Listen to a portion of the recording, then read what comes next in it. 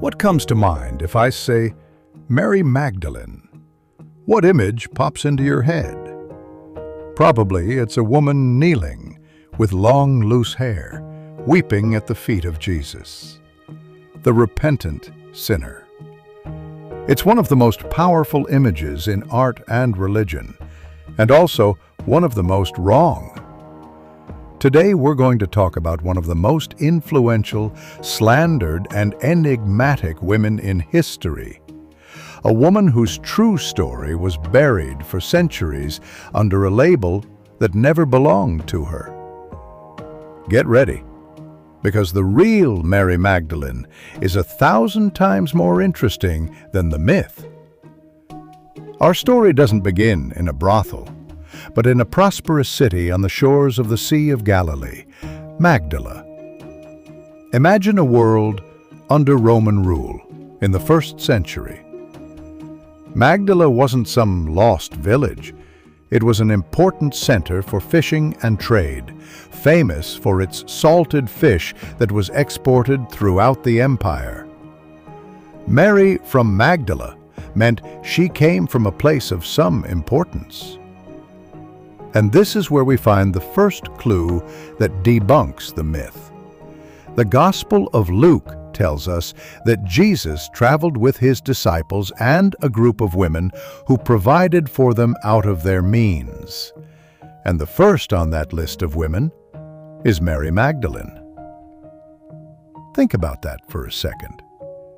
She wasn't just following him, she was funding the movement. She and her companions, Joanna and Susanna, were the patrons. This paints a picture of a woman with her own resources, independent and with social standing. A far cry from the figure of a social outcast. So where does her connection to Jesus come from? If she wasn't a sinner seeking forgiveness, who was she? The Bible gives us one detail, and it's a shocking one. It tells us she was the woman from whom 7 demons had gone out. 7. Today, our modern mind tries to find an explanation. Was it a terrible physical illness, a neurological condition like epilepsy, a profound psychological trauma? We can't know. What we do know is that in the language of the time, 7 demons means total suffering, an absolute personal hell. And Jesus healed her. He rescued her from that abyss. Imagine the gratitude that would come from something like that. It's not a passing thanks, it's a loyalty forged in fire, an unbreakable devotion that would define the rest of her life. From that moment on, Mary becomes a fundamental disciple, and I'm not exaggerating. The 4 canonical Gospels mention her more times than many of the apostles. She's not an extra. She's part of the inner circle. But it's in the darkest moment, in the final crisis, that her figure becomes giant. We arrive in Jerusalem, the Passion. Jesus is arrested, tried, and condemned to the cross. And where are his male disciples, the ones who promised to follow him to the death? They've vanished. They're in hiding, terrified. Peter, the rock on which the church would be built, has denied even knowing him 3 times. But if you look at the foot of the cross, in the midst of the horror and the danger, you see a small group that did not flee. It's the women. And leading them is Mary Magdalene. She stays. She witnesses the agony, witnesses the death, and witnesses the burial. She sees exactly where they put the body. She is the last to leave. And for that very reason, she is the first to return. Sunday morning.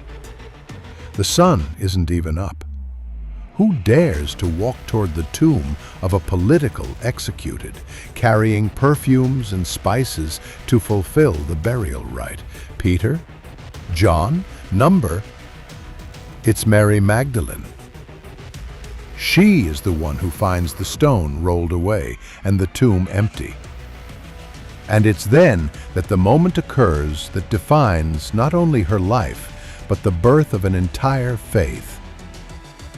The Gospel of John gives us the scene. Mary is weeping alone in the garden outside the empty tomb. She thinks the body has been stolen. She sees a man, thinks he's the gardener, and pleads with him, "Sir, if you have carried him away, tell me where you have laid him." And the man says just one word. Her name. Mary. In that second, she recognizes him. It's Jesus, resurrected. Mary Magdalene is officially the first person in the world to see the risen Jesus. Witness number one. And Jesus doesn't choose her by chance. He gives her a mission, a direct order. Do not hold on to me, but go to my brothers and tell them. Go and tell them. In a society where a woman's testimony had almost no legal value, the central pillar of Christianity, the resurrection, is built upon the testimony of a woman. Mary runs to the apostles' hiding place, bangs on the door, and gives them the news that changes everything. I have seen the Lord.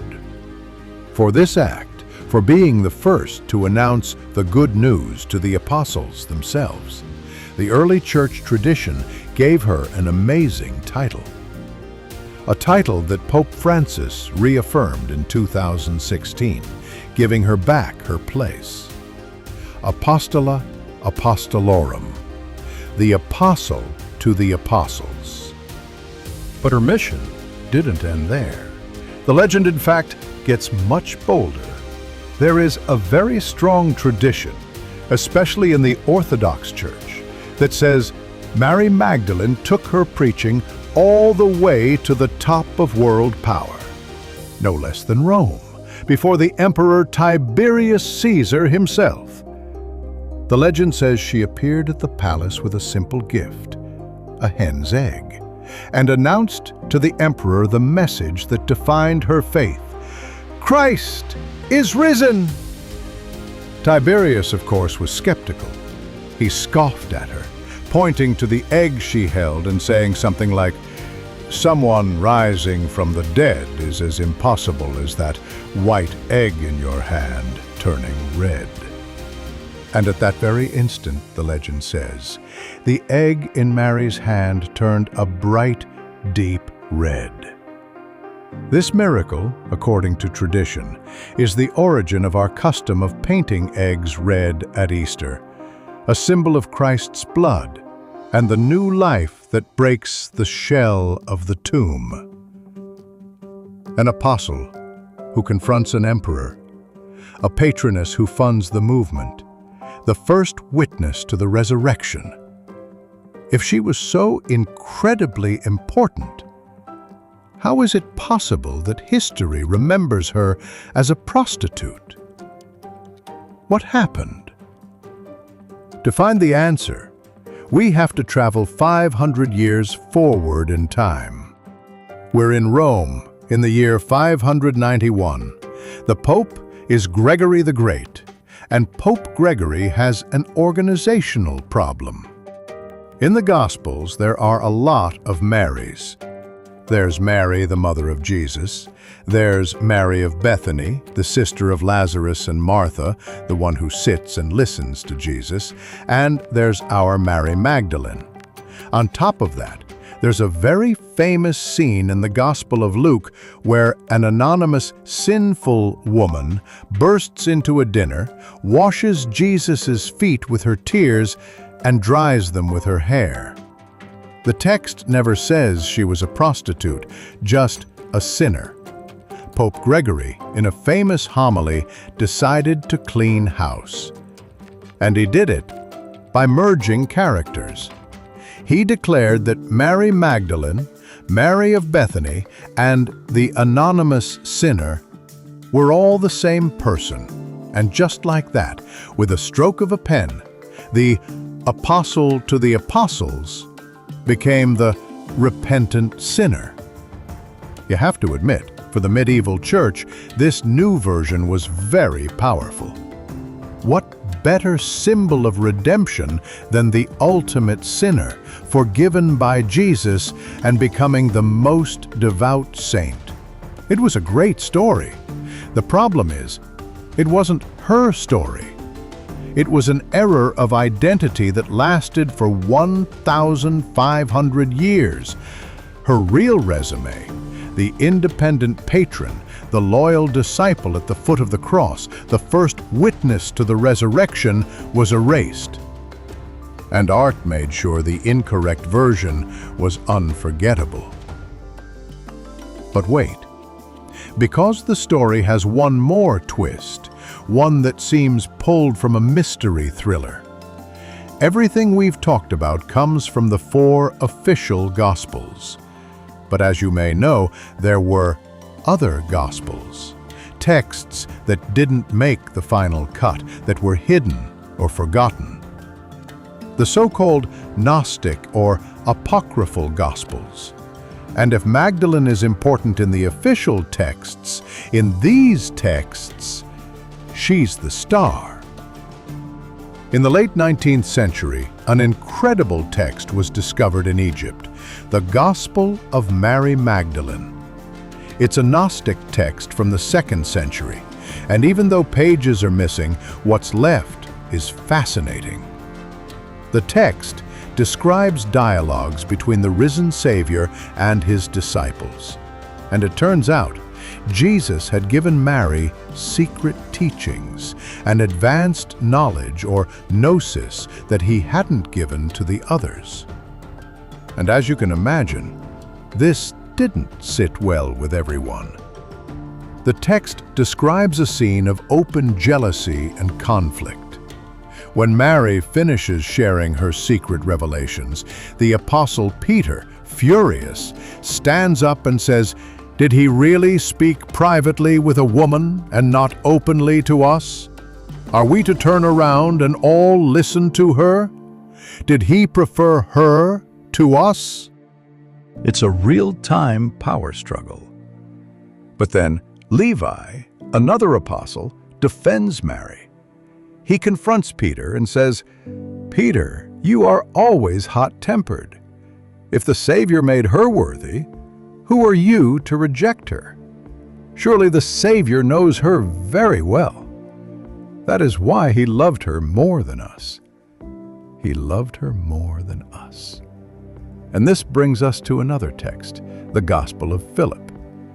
This is the one that launched all the theories. It calls Mary the koinonos of Jesus, a Greek word that can mean companion, partner, or consort. And then the most controversial phrase, "And the companion of the Savior was Mary Magdalene. And he loved her more than all the disciples and used to kiss her often on the mouth." The word mouth is assumed because there's a hole in the manuscript. Does this mean they were a couple? Married? Experts urge caution. They warn that these Gnostic texts are highly symbolic. The kiss, in their context, was often a metaphor for the transmission of spiritual knowledge. It could have been a ritual act, not a romantic one. But whether romantic or symbolic, one thing is clear. For these early Christian communities, Mary Magdalene was the disciple who understood Jesus on a deeper level. She was the main rival to Peter for the intellectual and spiritual leadership of the early church. Seen this way, Pope Gregory's merger 500 years later no longer looks like just an organizational error. Perhaps it was a way to neutralize a female figure who was too powerful, reducing her to a safer, less threatening archetype. And what happened to her? The Bible goes silent after she makes her big announcement. But legend, oh, legend does not. According to a very strong tradition in France, after the resurrection, Mary Magdalene, her brother Lazarus, and other disciples were persecuted. They were put on a boat with no oars, no sails, and no rudder, and cast out into the Mediterranean, left to die. But the boat miraculously crossed the sea. It landed in the south of France, in a place today called Saint-Mary's de la Mer, the St. Mary's of the Sea. The legend says Mary spent years evangelizing Provence, but at the end of her life she retired. She sought solitude and contemplation in a cave in the mountains of La Sainte-Baume, the Holy Grotto, where she lived as a hermit for the last 30 years of her life. Today, that cave is one of the oldest pilgrimage sites in France, and in the nearby Basilica of Saint-Maximin, they claim to guard her relics, supposedly found in 1279. So who was Mary Magdalene? She was not the sinner from the myth. She was an independent woman who financed a movement.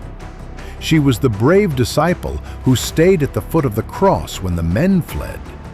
She was the first witness to the resurrection. She was the apostle to the apostles. And for many, she was the spiritual companion who best understood the message. Her story isn't a lesson about being forgiven for sin. It's a lesson about loyalty, courage, and leadership. A figure so central she couldn't be erased. She could only be rewritten. And now, finally, we are rediscovering the original.